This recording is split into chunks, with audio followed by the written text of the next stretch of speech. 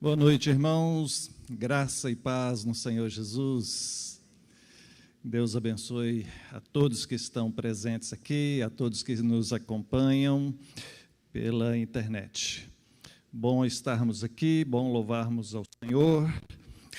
Por favor, abra sua Bíblia em Marcos, no capítulo de número 10.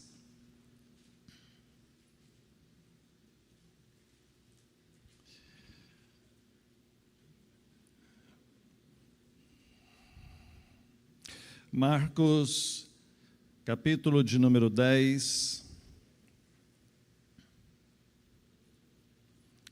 verso 2. E aproximando-se alguns fariseus, o experimentaram, perguntando-lhe: é lícito ao marido repudiar sua mulher? E ele lhes respondeu: que vos ordenou Moisés? Tornaram eles: Moisés permitiu lavrar carta de divórcio e repudiar. Mas Jesus lhes disse: por causa da dureza do vosso coração, ele vos deixou escrito esse mandamento. Porém, desde o princípio da criação, Deus os fez homem e mulher. Por isso, deixará o homem a seu pai e mãe e unir-se-á à sua mulher. Com sua mulher serão os dois uma só carne, de modo que já não são dois, mas uma só carne. Portanto, o que Deus ajuntou, não separe o homem. Amém. Que Deus nos abençoe. Gostaria de falar hoje sobre família. Nós já temos algum tempo que não temos falado sobre isso nas nossas pregações, e essa pandemia tem gerado muitas dificuldades para todos nós, inclusive na questão familiar, porque as pessoas estão mais isoladas dentro das suas casas, e aonde nós ficamos por um tempo maior, a tendência é nós começarmos a dar problemas. E por conta também de todo o medo, toda a ansiedade, toda a dúvida, junta-se a isso a crise financeira pela qual estamos passando, e então os problemas se agravam. A quantidade de brigas, de divórcios tem aumentado bastante. Esse dado aqui do IBGE, dia 9 de dezembro, agora passado, casamentos reduzem pelo 4º ano seguido e passam a durar menos tempo. Alguns outros noticiários, por exemplo, de junho, julho do ano passado, divórcios crescem 54% no Brasil, após queda abrupta no início da pandemia. Pandemia do divórcio. A procura por advogados aumentou 177% em escritório brasileiro durante a quarentena. Por quê? Né? Por que aqueles a quem nós juramos tanto amor e nos comprometemos a uma jornada juntos, aqueles que vivem debaixo do mesmo teto que nós e que compartilham por boa parte do tempo dos mesmos sonhos, dos mesmos desejos e também das mesmas dificuldades, de repente se voltam contra nós. Ou nós nos voltamos contra eles. Eu já falei bastante durante esse tempo de pandemia a respeito das questões emocionais. essas questões emocionais que estão aflorando com a pandemia influenciam muito nisso. Porque quando nós estamos com medo, com raiva, ansiosos, a tendência é a gente atacar quem está perto. E quem está perto é a família. E aí começam mais as brigas de casais, começam mais as brigas entre filhos e pais, pais e filhos, irmãos. Então eu espero que você possa ser edificado e relembrado a respeito de alguns princípios bíblicos a respeito de família. O texto inicia dizendo que os fariseus se aproximaram de Jesus e começaram a experimentar ele. Eles estão agindo de maneira sórdida, querendo descobrir algum erro em Jesus que servisse para eles condená-lo. Jesus está incomodando eles porque eles detinham o poder e a influência sobre o povo, e agora Jesus começa a ser conhecido e a ser seguido por aquele povo, e isso incomoda os religiosos. Então eles se aproximam dessa vez, entre várias outras vezes, eles se aproximam e levantam uma questão polêmica diante dele, para tentar surpreendê-lo numa falta. A pergunta é o seguinte: olha, Jesus, é lícito ao marido repudiar a sua mulher? E repudiar seria mandá-la embora, seria largar dela. Então, eles estão perguntando, em outras palavras, olha, é correto o divórcio? Pode ser feito isso? Jesus responde, ou melhor, devolve uma outra pergunta: o que vos ordenou Moisés? Ou seja, o que está escrito na lei? O que os preceitos de Deus falam sobre isso? Eles respondem o seguinte: olha, Moisés disse que sim, que pode lavrar a carta de divórcio, pode repudiar, ou seja, pode haver a separação. Então eles respondem trazendo realmente algo que está no Antigo Testamento, que faz parte, que é bíblico então.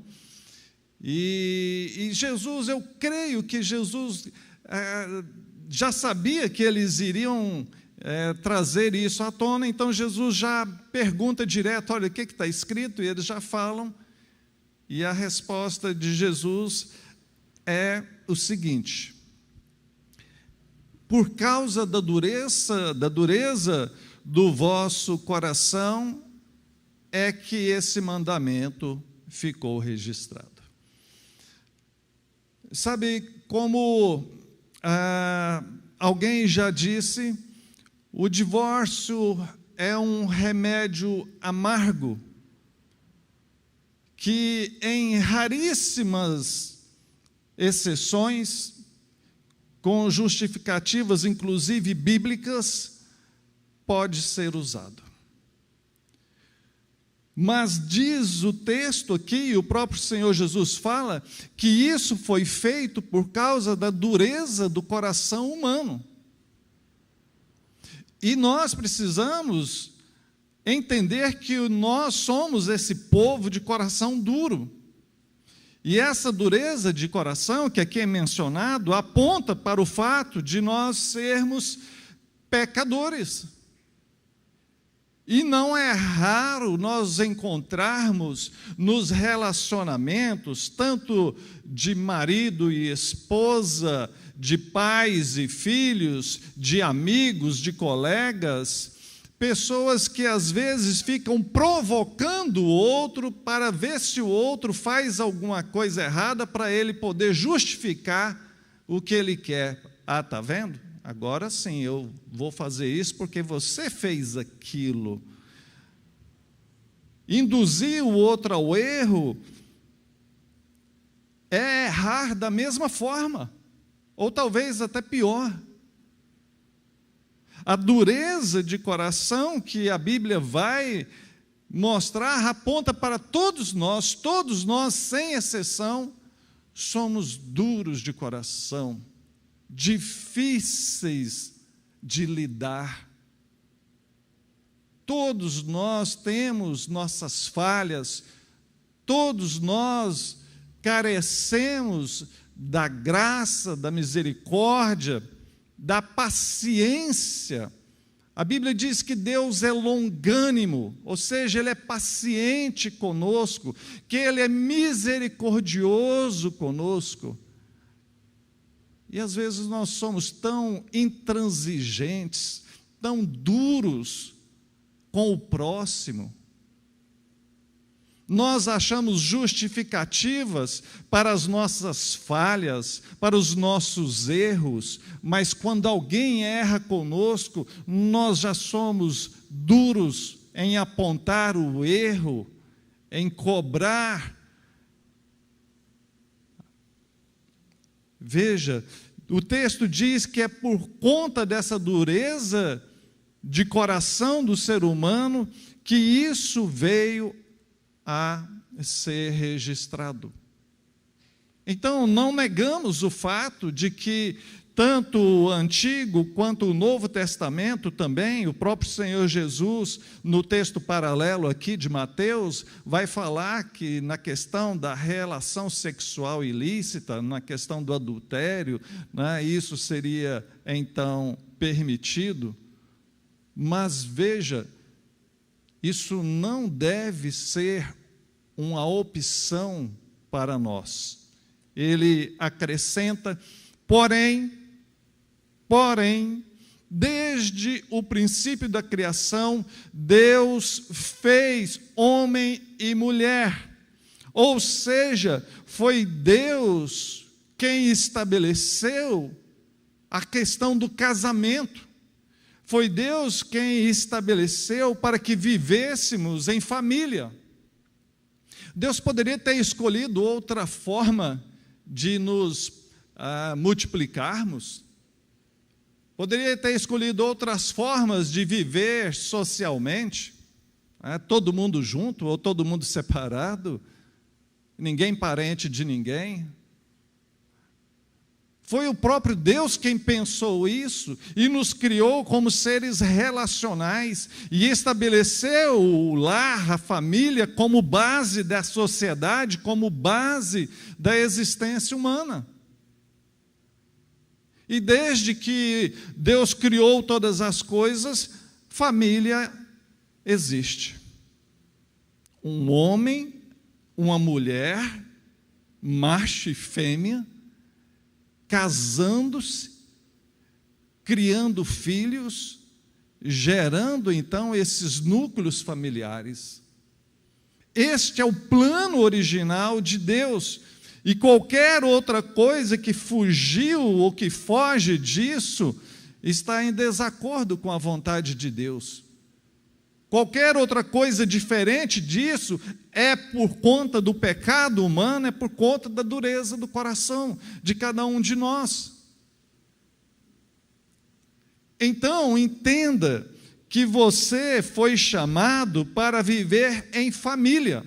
Se você está na posição de ser um marido, de ser uma esposa, de ser um filho, uma filha, um pai, uma mãe, um avô, uma avó, você está numa relação familiar que foi instituída pelo próprio Deus e você deve ser fiel ao cumprimento do seu papel ali.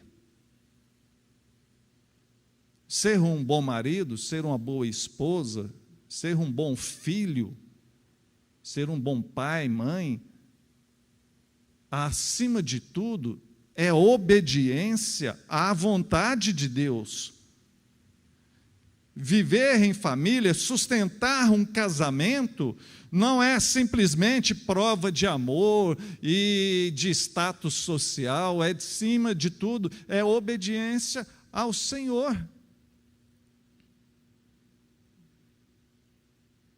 Por isso que o apóstolo Paulo chega ao ponto de dizer, olha, é melhor que não se case.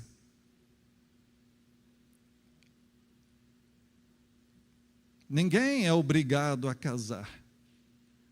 Agora casou, honra os compromissos, honra os votos, as promessas que são feitas.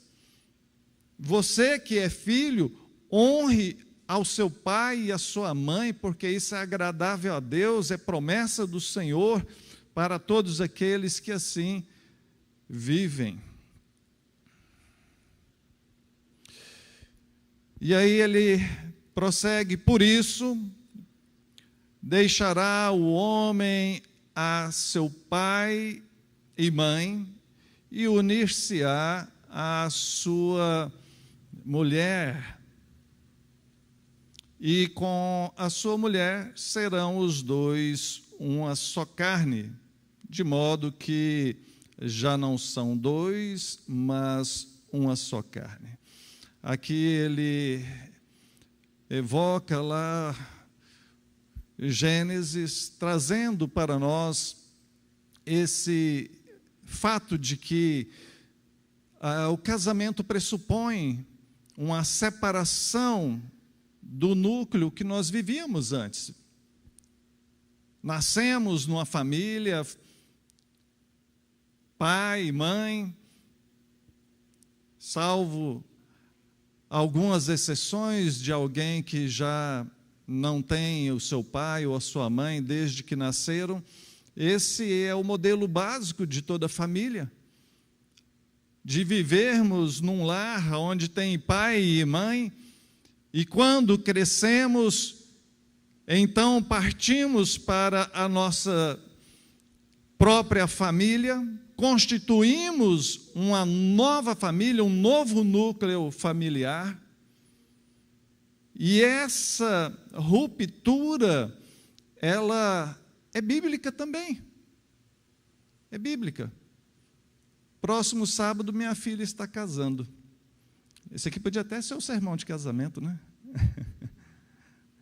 Agora, antes de iniciar, o Luciano perguntou, como é que está o coração, pastor? Eu falei, está tranquilo, porque tanto eu quanto minha esposa não somos aquele tipo de pais possessivos. Há alguns pais que são possessivos e que pensam que filhos são propriedade deles e criam para que os filhos vivam o resto da vida junto deles. Mas a Bíblia diz que os filhos devem crescer, e eles crescem naturalmente, e quando chega a época, eles vão deixar pai e mãe, e eles vão constituir a sua própria família. E glória a Deus por isso. Porque esse é o processo que Deus estabeleceu. Então, eles vão se tornar uma só carne, e isso daqui vai muito mais além do que meramente questão sexual. Isso aqui vai no fato de a identidade única daquela família. Você olha marido, esposa e filhos, você se refere ao singular, é uma família. Tem ali 2 pessoas, tem ali 3, tem 4, é uma família. Eles se tornam um, e ao se tornar um, eles colocam objetivos em comum. E muitos casais, né, há muito tempo que a gente lida com casais, aconselha, dá cursos, ajuda. Muitos casais parece que não conseguem compreender isso. Que deve existir ali uma cumplicidade, uma unidade. Quando surgem as divergências, quando surgem os problemas, eles começam a se atacar, eles começam a gladiar, eles começam a lutar um contra o outro, sendo que o problema, o inimigo, a dificuldade não é o outro que está ali do lado. As dificuldades são externas. E eu fico olhando para um momento igual nós estamos vivendo no Brasil, olhando esse cenário político, eu já falei isso algumas vezes, era hora de todos os nossos políticos pararem com suas brigas, pararem com suas divergências e juntar força para que o nosso país cresça. E é a mesma situação dentro das casas, dentro dos lares. Momentos difíceis exigem que a família, o marido e a esposa e os filhos se unam mais e, de comum acordo, trabalhem juntos para superar aquele momento difícil. Mas boa parte das vezes eles começam a brigar, eles começam a se maltratar, usando palavras ásperas, faltando com o respeito. Então, esse termo aqui, de que eles já não serão mais dois, porém um só, ou seja, eles não terão mais a vida sozinho, agora eles caminharão juntos, tomarão decisões juntas. Você que é casado, desfrute disso, viva isso, compartilhe as decisões, compartilhe os planos, compartilhe as lutas. Você que é filho, se interesse pelas coisas da sua casa, converse com seus pais. Tem filho que não sabe nem o que está acontecendo com os pais, não conhece o trabalho da mãe, não conhece o trabalho do pai, não sabe os planejamentos familiares. Quando a gente chega e fala, olha, toma banho mais rápido, desliga essa luz, é porque a conta de energia está alta, e está precisando de você fazer economia. Por que está precisando fazer economia? Ô pai, vem cá, me explica, a situação está difícil, como é que é? Sabe, se importe mais com sua família, meu irmão, minha irmã. Você faz parte dessa família ou não faz? Há algumas pessoas que parecem que são turistas dentro de casa, ali não é um hotel, ali é um lugar onde você vive com as pessoas que te amam e as pessoas que você deve amar também. Viver junto, caminhar junto, isso é família.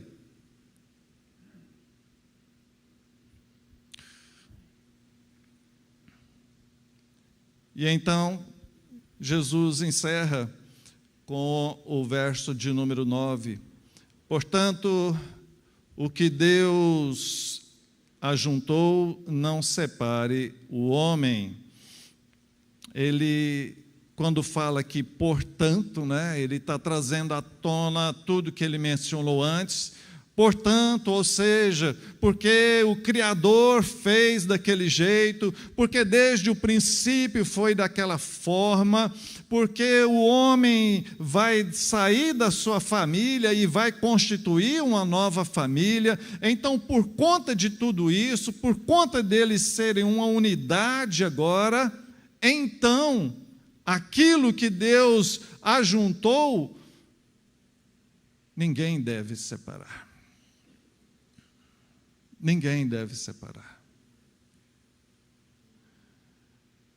Quando fala aqui de ajuntar, né, dá esse termo na língua original bíblica aqui, né, é legal a gente olhar o original bíblico, dá para nós dois aspectos, um aspecto um pouco negativo, de que é prender os dois lados no mesmo jugo, na mesma obrigação, e dá um lado positivo, que é o de criar uma unidade, algo que é único, algo que é perfeito. E, olhando esses dois aspectos, você precisa entender que está preso ao mesmo jugo, à mesma obrigação, traz sobre nós responsabilidades. Responsabilidades que não podem ser negligenciadas. Se você assume um compromisso na empresa na qual você trabalha,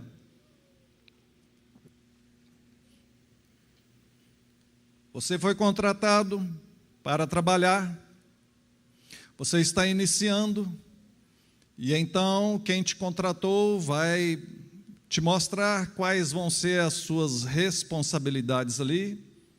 Sua tarefa aqui é fazer isso, isso, você vai cuidar dessa parte aqui, essas são as suas obrigações, esse é o seu trabalho, o horário de trabalho é de tal a tal hora, tais dias, e você vai receber tanto por conta desse trabalho que você vai realizar. O acordo é firmado, as normas são estabelecidas, as diretrizes da empresa são claras, você sabe as suas responsabilidades ali, e então você tem que cumprir com elas, porque na primeira falha que você tiver, você pode receber uma chamada de atenção. Na segunda falha, você pode receber uma advertência por escrito. Na terceira, você pode ser despedido por justa causa. É assim que as coisas funcionam. Agora, quando nós entramos em família, nós assumimos responsabilidades. E da mesma forma, nós devemos cumprir aquilo que nós recebemos de responsabilidade para fazer. Senão nós estaremos sendo negligentes, displicentes com a nossa tarefa, com o nosso dever. Isso inclui as coisas que fazemos, desde as coisas mais corriqueiras de casa, aquelas coisas do dia a dia, aquelas pequenas tarefas domésticas, como inclui também as tarefas maiores, como inclui também as tarefas emocionais, de dar amor, de dar respeito, de dar carinho, de dar atenção, de conversar, de ser educado no trato, na maneira de falar com a pessoa que vive com você, de tratar com respeito, amor, delicadeza, simpatia. Tem gente que é simpático, agradável com as pessoas de fora, mas dentro de casa. Então, esse fato de que Deus ajuntou, foi Deus quem uniu, foi Deus quem aproximou, foi Deus quem deu a conhecer alguém para você viver com ela.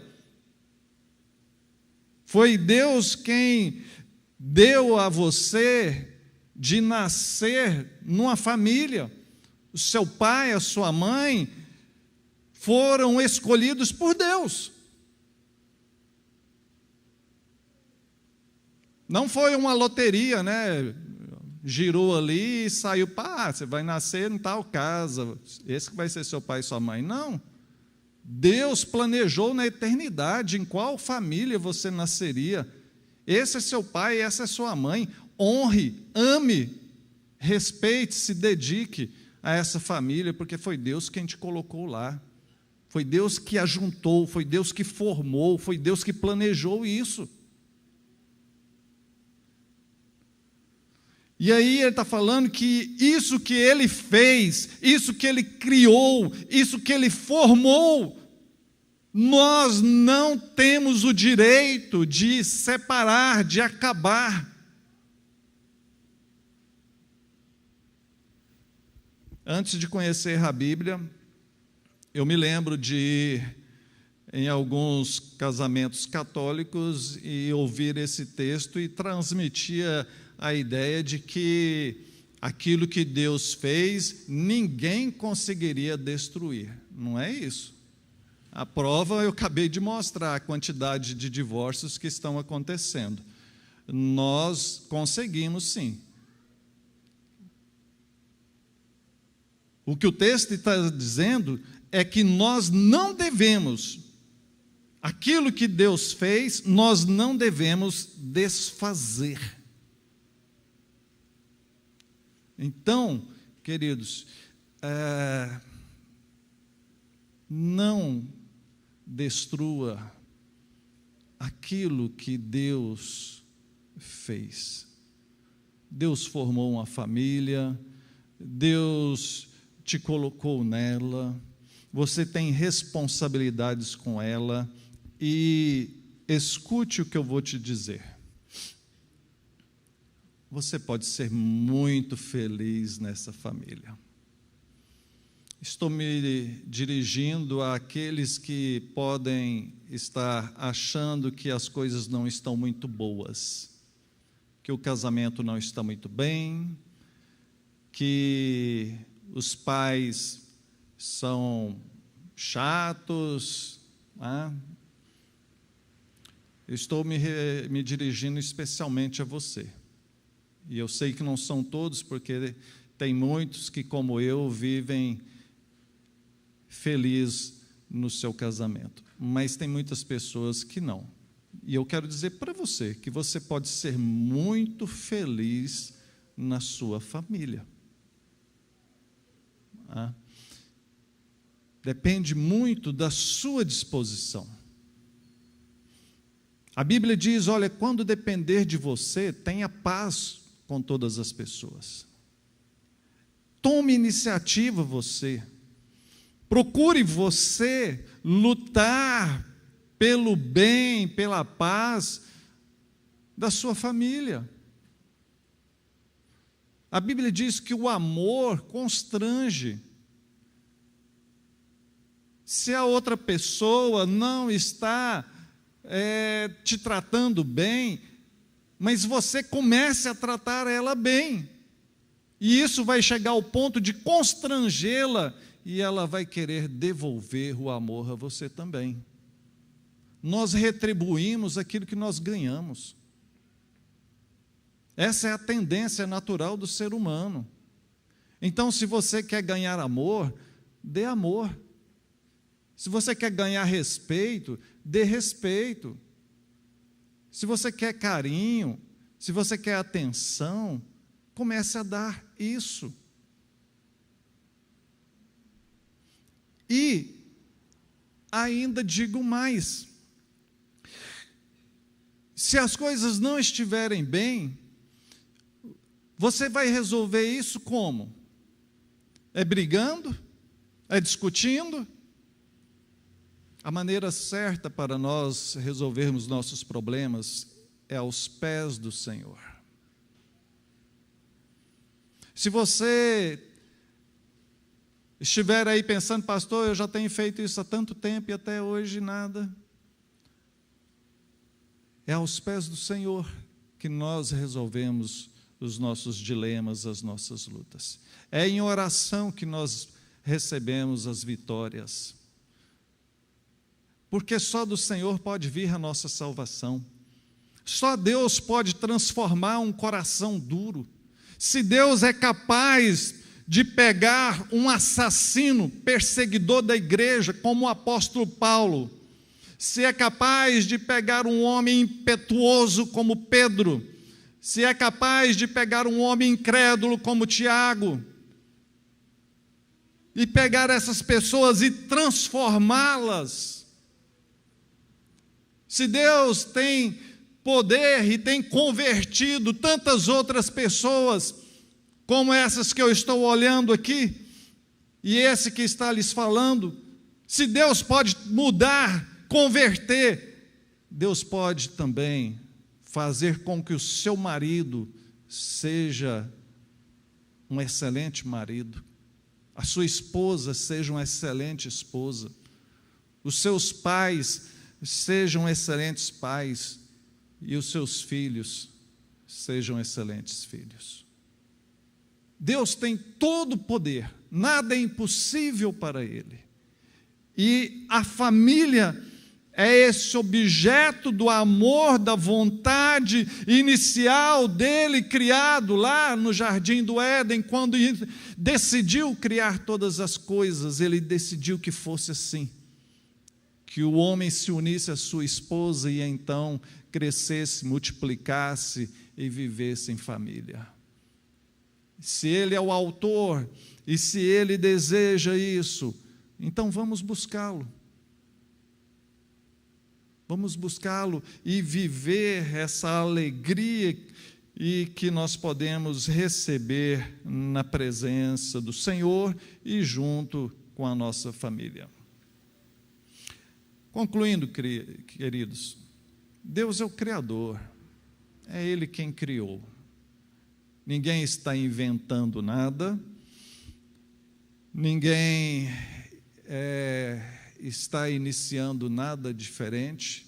Nós estamos fazendo e desfrutando aquilo que Deus criou. Casamento, ele é uma aliança.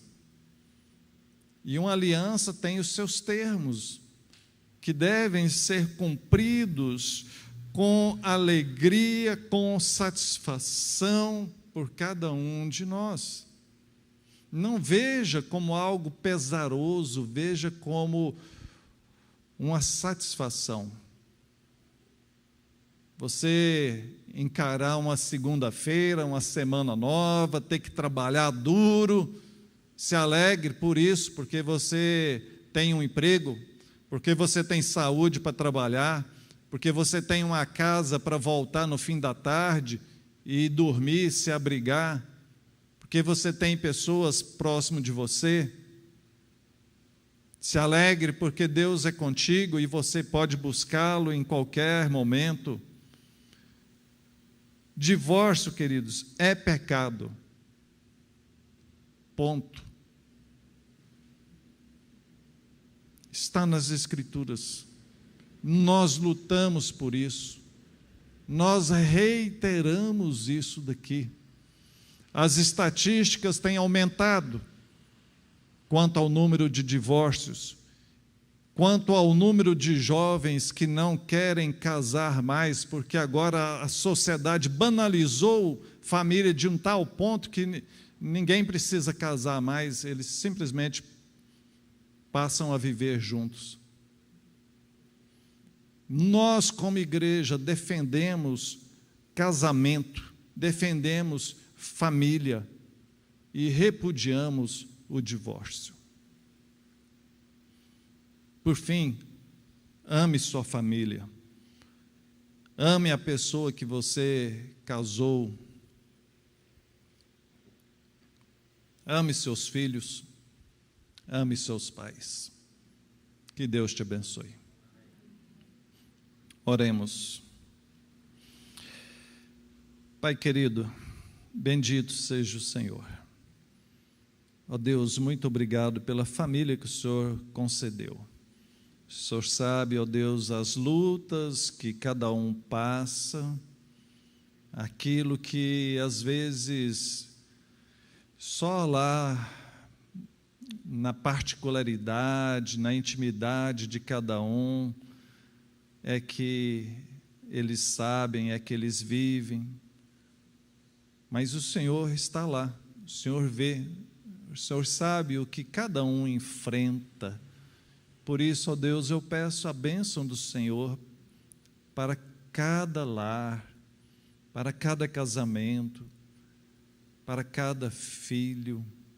Ó Deus, ministra a bênção do Senhor, sustenta os lares, sustenta as famílias, que haja paz, que haja harmonia, que haja perdão, que haja humildade, que haja amor. Que a tua bênção seja assim, ó Deus, para a glória do teu nome. Amém. Amém.